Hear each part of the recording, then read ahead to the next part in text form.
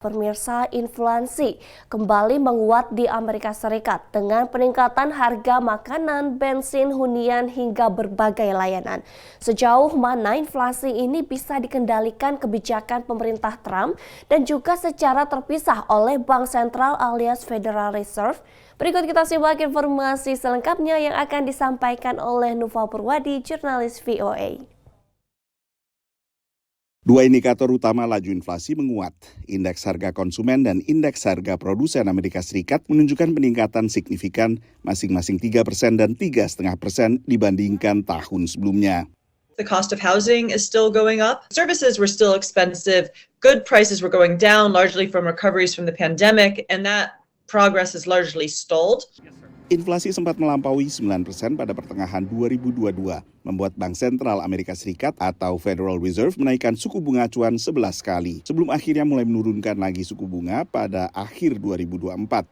We are doing pretty good in terms of the unemployment rate, which means people are working, people are making money, and when people do that, they spend, and that high spending is keeping prices high.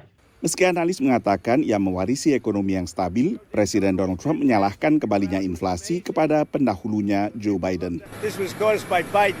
I had 4 years of virtually no inflation, so I'm just taking over. Sebagian ekonom menilai sejumlah proposal yang diusulkan pemerintahan Trump bisa menguatkan perekonomian. Particularly corporate tax cuts, potential more tax reform, some of the deregulation will also boost the economy.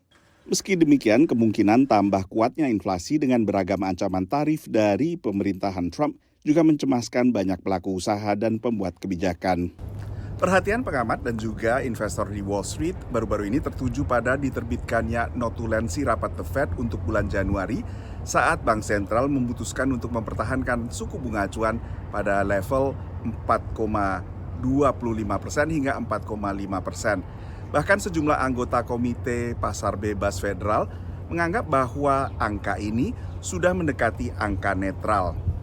Ini lebih tinggi dari ekspektasi investor tadinya, sebesar 3%. I think the market is digesting the minutes from the FOMC meeting and realizing that this group of incredibly intelligent economists don't have more insight into future fiscal policies than any investors do.